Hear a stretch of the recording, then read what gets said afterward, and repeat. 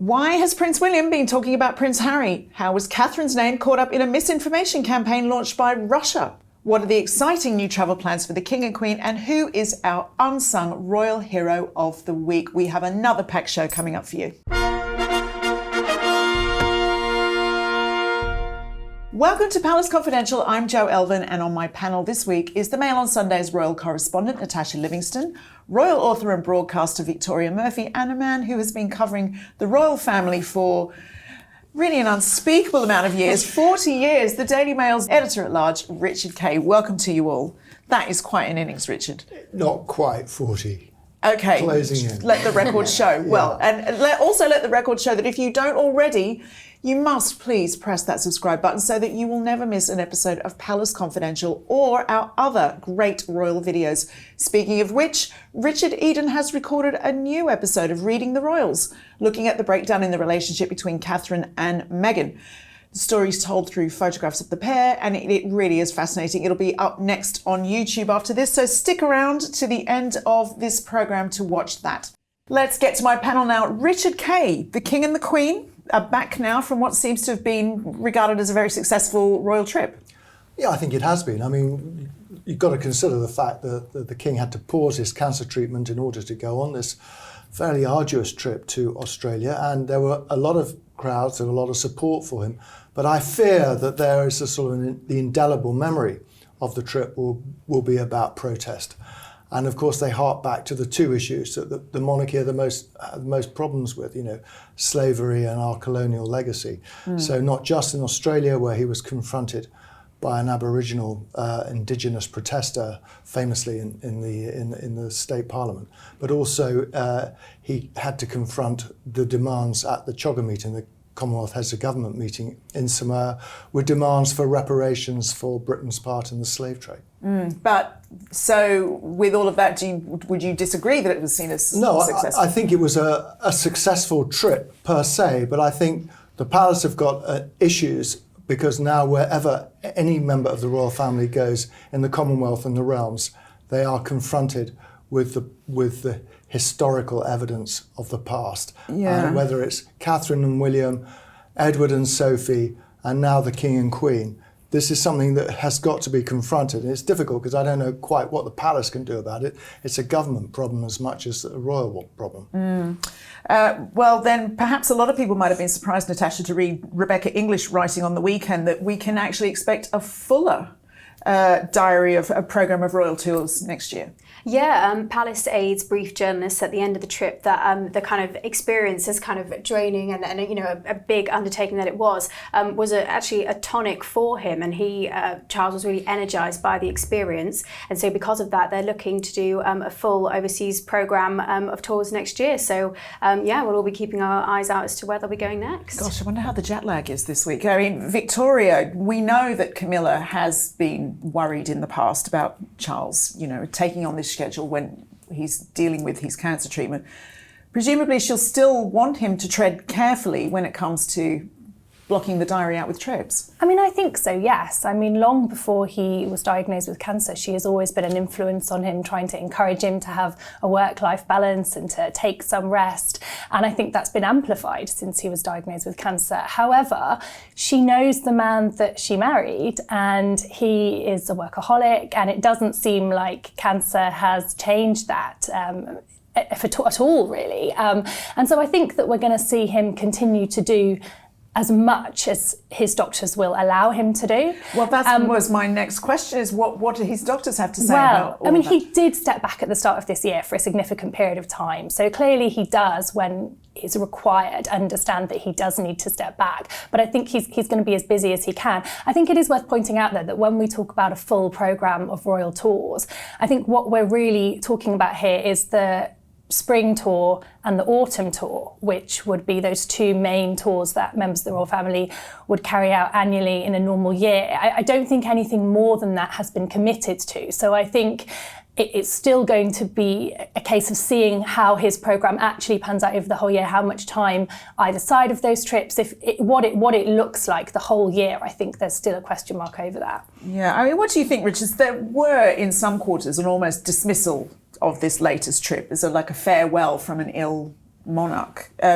and there was, as you've already pointed out, sort of very well-established anti-monarchist views coming out in some places, but he does seem to have proven doubters wrong as well. Yeah, I mean, I think in Australia there's always been a strong following for the monarchy. I think a lot of people wanted to see a king for the first time for 70 years. And I think that drove the large numbers of people who turned out.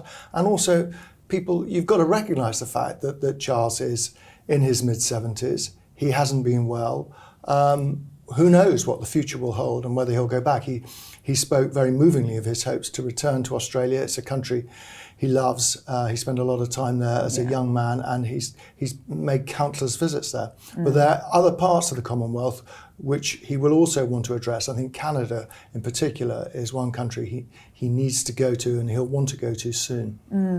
It's interesting, isn't it? Well, we'll discuss William's big trip in a moment, but a little word on Catherine first. This is just extraordinary. Earlier this year, Victoria, there were rumours that Russian-backed agencies had been spreading false rumours about Catherine online, and now the British government is actually taking action. Well, this is this recent story that the British government has sanctioned 3 agencies and 3 individuals, 3 Russian agencies and 3 individuals who have been accused of spreading misinformation, causing disruption online, specifically when it comes to undermining Ukraine. However, this has become a bit of a royal story as well, because back in March, researchers in Cardiff linked this disinformation network to that huge spread of misinformation that there was around Catherine and around the time before she'd announced her cancer diagnosis. So it's an interesting one, because these sanctions that have been imposed by the government, sort of a wide range of sanctions, but including, importantly, internet sanctions. So people here won't be able to see that material that is spread by those disinformation networks. So the question, I suppose, is, had those sanctions been in place back in March, would we have seen what we saw to the level that we saw it, of that information that was spread online? Or is the problem more diverse than that? Are there more than just that network going on? So we won't necessarily know for sure how this changes things moving forward.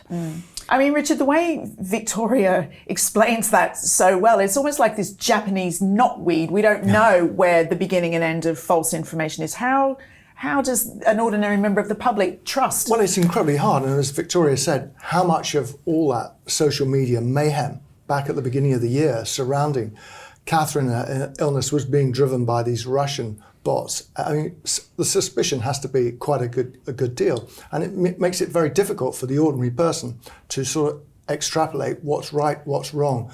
And it does explain why there's sort of this mushrooming of wickedly false information that went on. And don't you think it's quite interesting that clearly these bad agents they understand what grappling with stories about the royal family does to the psyche of the country? It's destabilising. Yeah, I mean, no question. It was destabilising at the time, and you can see in retrospect that it was a destabilising factor.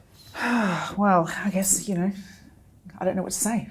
It's just like, it's it crazy. Is scary. I mean, it's terrifying. Yeah, social media, I think, and because the royals attract such global interest and attract such a kind of global conversation, there is so much scope for misinformation and disinformation to be spread by people who maybe don't understand or know what to believe. And I think, it's very scary for the individuals, but also for society as a whole.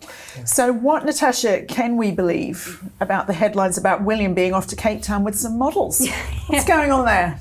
So it is true, Prince William is going to Cape Town, and some models, including Heidi Klum, are also going to Cape Town. But this is all about the Earthshot Prize. So this is Prince William. It's one of his landmark projects, kind of encouraging young people to sign up from all over the world to sort of put forward their innovations, their projects to solve different issues related to climate change. So they have a different area that they go to every year. It's Cape Town this year, all the lucky people that are going to be going. And yeah, someone will win the prize, and they really want to sort of get media attention and public attention with this. So that's why the models are going, that they've got social media influencers going. So they really want people to pay attention to this as a big project that's going to help solve climate change. So it's not just all fun on the beach with supermodels. I think it is some of that promise? as well. But no, it is also very serious, yes, very earnest. And absolutely. Well, it is a very important cause for William, isn't it, Victoria? It'll be a huge trip. Yeah, it will be. And, you know, because his timetable has been modified over the past year as well, I think this is a kind of a big moment for him to really be very focused on his work while he's away on this trip. This is a 10-year project for him, and we're into its 4th year now, Earthshot. And I think for him, the really important thing is maintaining that momentum and bringing something every year that keeps the attention on these finalists and on the winners. I did some interviews with some of the finalists for this year's Earthshot Prize recently, and there's 15 finalists and there's going to be 5 winners. And one of the things that the finalists said to me was, you know, we feel like we've already won because actually the interest in our businesses and the attention in our ideas and what we're doing is the thing that makes the most difference, really. Isn't there one that someone's invented something that eats microplastics from the ocean? I think that's one yeah. of them. The ones I've spoken to are replacements for plastic. So a guy I've spoken to turning using plants as an alternative to plastics, and he's been working with people like Stella McCartney and BMW, and who are really interested in using that material. But yeah, I mean, so many people who have been doing these things for quite a while, but this is bringing a whole new level of attention and a whole different kind of audience as well to the work that they're doing. And dare I say, some optimism. Wouldn't that be nice? Yeah. It's incredible. And that's what William wants. You know, he's trying to bring look at it from a different angle rather than sort of being doom and gloom about the problems, to try and focus on the solutions. That's kind of what the prize is all about. Do you think it's fair, Richard?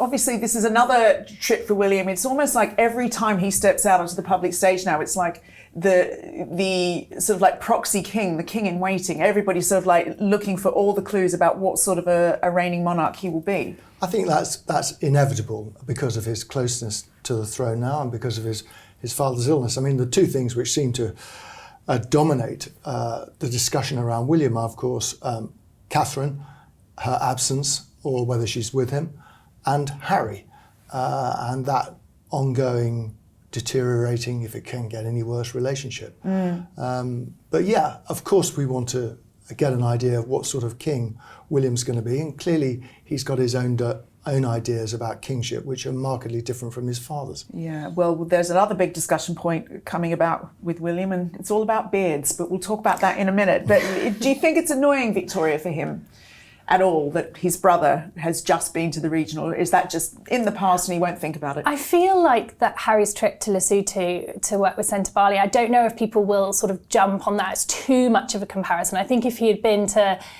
do very public engagements in Cape Town, I think there would definitely be more of a direct comparison. He was in Joburg.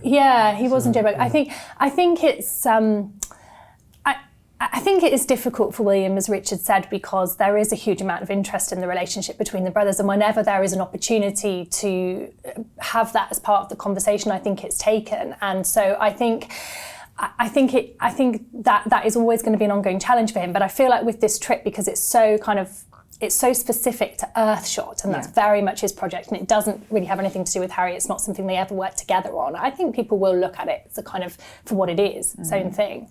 Well, we've got a lot more on William to come in just a few moments, but before that, let's have a look at some of your comments. Now, lots of people were delighted with the King and Queen's trip to Australia and Samoa. Dawny Lockyer says, it was great to see in the crowds so many very young people, a good sign for the royals' future. Vanessa Poskis was one of those who actually met Camilla, but there was one very famous figure she sadly didn't meet. She writes, just want to say how amazing it was to see and meet the King and Queen in Australia. I can't believe I actually got to tell Queen Camilla in person how much I admired her and shook her hand. The only disappointment for myself and another lady in the crowd with me was not seeing our Rebecca English as we were keeping an eye out for her. I love that they call her our Rebecca English. She is our Rebecca, and she had a great time, and she did meet lots of Palace fans in Australia, which was amazing. She also reveals, Dawny, that we had one of my favourite Golden Gay Time ice creams too.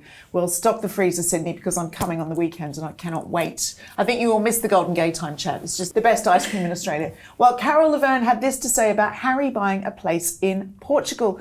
If Harry were not to be granted residency in the United States, he'll have to obtain legal residence somewhere, so why not Portugal? And after our discussion last week about how Catherine doesn't like riding because of her allergies, Helen writes in to point out another famous royal figure who wasn't too keen on horses, saying Diana wasn't keen on riding either. Well, we have something of an expert here. Is that true, Richard? She wasn't. She was not keen on riding at all. She had a fall as a child, and she tried desperately to get back on a horse again and didn't for a long time. But people forget, but in the early years of the marriage to Charles, she would go out riding with the Queen, just like Sophie used to do around Windsor Great Park, and there are one or two rare pictures of her on horseback. And of course it was her wish to overcome her fear on riding that led her to the door of one James Hewitt. And that's a whole different saga, of course. But yeah. Tell us more.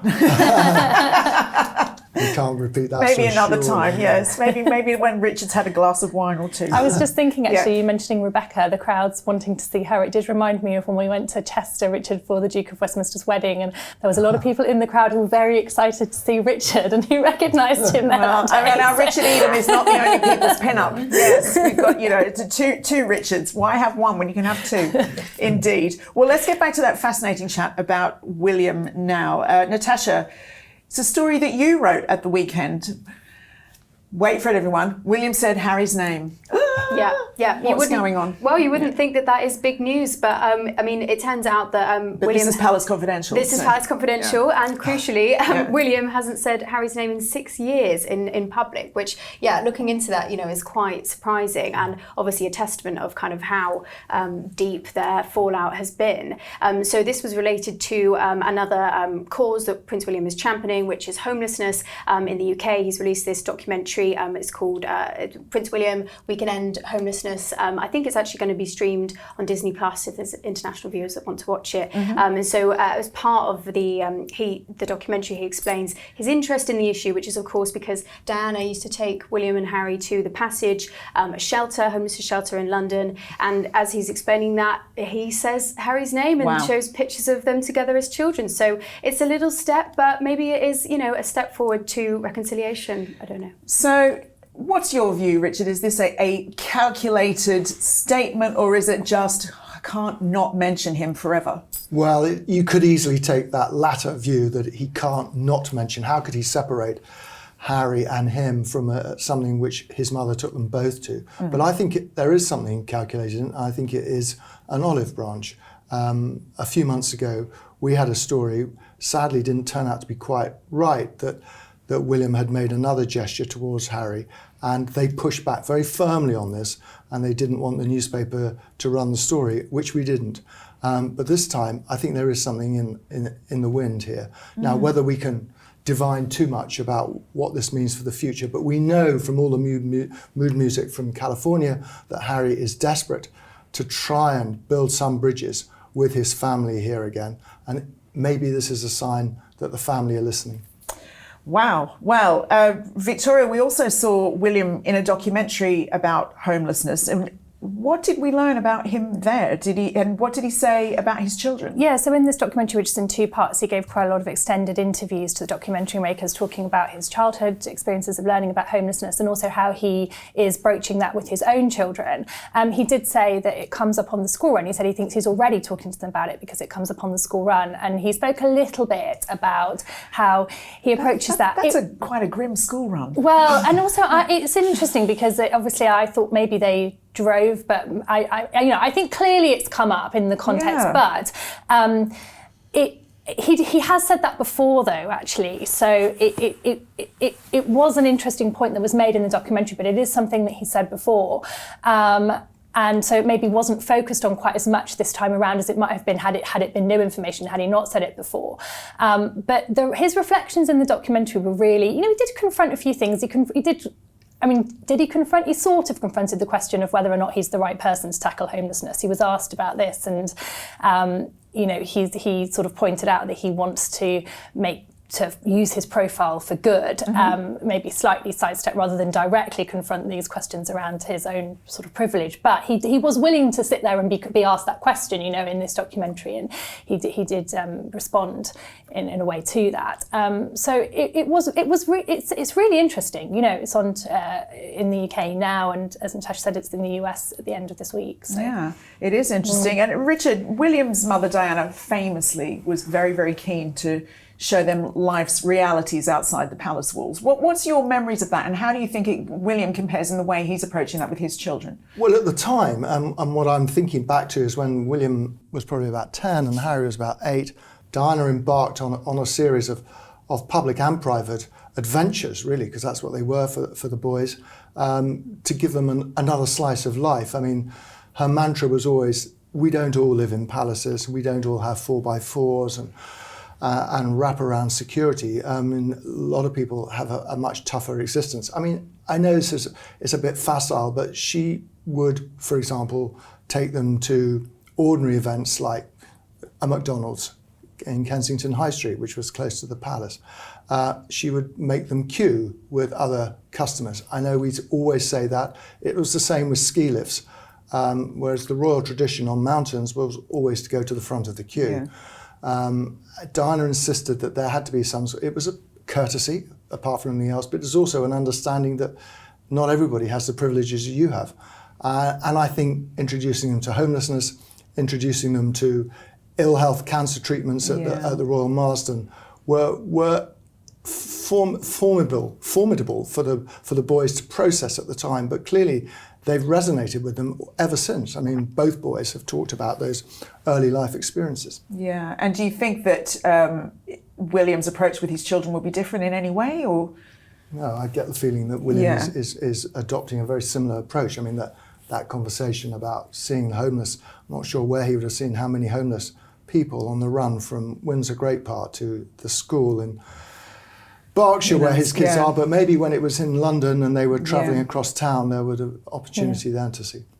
Well, in sort of like in more lighter conversational fare, we've discussed Natasha Williams' more relaxed sartorial look of late, and there was a piece in Mail Online this week that quoted a celebrity stylist as saying that his smart blazer with the casual shoes, these now famous white Veja trainers, may have been inspired by his wife.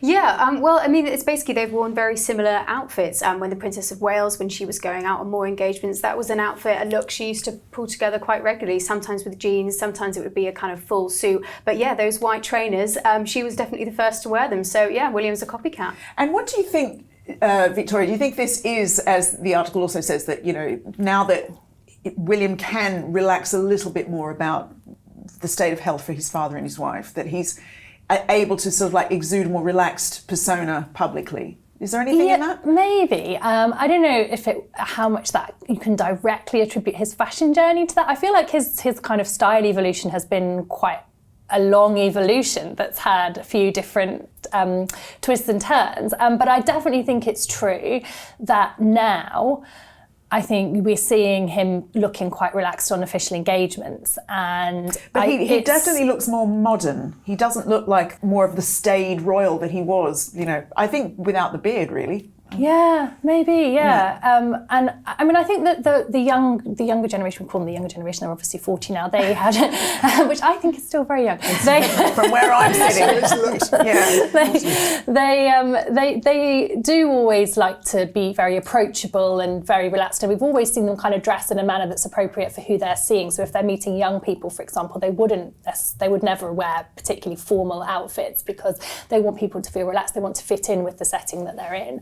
But I think he has seemed quite happy and upbeat on recent engagements, and I think hopefully that is a reflection of the fact that they are in a much better place than they were at the beginning of this year, and that's coming through. Indeed. And now Natasha, Super Sophie, Duchess of Edinburgh, she's been at an important meeting this week again, hasn't she? Yeah, she met the Foreign Minister for the Democratic Republic of Congo, and this is another looking at issues related to Africa is something we know she's been doing a lot of. She went to Chad recently, and before that Tanzania. And again, she was meeting to discuss, I mean, there's a lot of internal displacement, millions of people displaced in the DRC right now. And I think, as we've discussed on this programme before, the fact that Sophie is being put forward by the Palace and the Foreign Office to have these meetings really shows that, yeah, she is increasingly trusted and is kind of carving out a sort of niche for herself to approach these really difficult issues. It's interesting, isn't it? Because we often call her on this show an unsung hero, but she's definitely more and more of something of a sung hero. But wait for it, because that's right, it is actually time for this week's Royal Unsung Hero, and we've expanded this section to include those who while might not be royal themselves, are important to the royal family. And Richard, this week you've written about one such man, Ian Farquhar, a man who meant a lot to Charles and Camilla, the Queen Mother and Princes William and Harry. Yes, I mean, he was a big figure in hunting. He sadly died earlier this year. But in his prime, he was someone who was always around the royals. He ran the famous Beaufort Hunt, where both the then Prince Charles and the then Mrs. Parker Bowles would ride out, along with Princess Michael of Kent, and a lot of other well-known toffs. But he had a more important role in that he introduced the young William and Harry to hunting. He was trusted to look after them when they took up the sport. And absolutely, you touched on the Queen Mother. Many years earlier, when he was serving in the army, he had been an equerry to the Queen Mother. And she was rather fond of him, even though he had a habit of staying up rather late, and on one famous occasion, missing an entire royal engagement. And the following day, Sounds like that might be why, because he did those things. I think it almost certainly was. But anyway, The following day, the Queen Mother sent him a little present. It was an alarm clock. Oh, subtle authority there. Can you just also, for our international viewers, you use that word toff, which always fascinates me. What does it mean? Come on, tell the Aussies, tell the Americans. I think of well-born people, usually with a bit of money, sometimes with a title, but not necessarily. They would consider themselves upper class. They speak posh, I think that would cover toff. Is it our affectionate or derisory nickname for? I think that depends who's using it, really, doesn't it? And who you're referring to. Yeah, but back to Ian Farquhar, Victoria, there was even speculation many years ago that he might become a royal in-law. That's right, yes, because his daughter Rose, it has been widely reported, had a brief relationship with Prince William before he went to university, obviously before he met Catherine. Wow. She has even been described in places as his first love. And they stayed friends. They are still friends. They've been to each other's weddings. She also went to Harry and Meghan's wedding. So clearly very much within, if not the inner circle, certainly the circle which William and Harry both, well, maybe don't move in the same circles now, but certainly the circle that William moves in. William does seem to have managed to maintain pretty good friendships with all his exes, or all the women, girls who've been linked to him in the past. No one has ever betrayed him and spilled any secrets. So, those toffs, they stick together, don't they? That's one thing we know. Well, after the King's successful trip to Samoa last week, we wanted to bring together our favourite images from that visit, and there are some really wonderful ones here.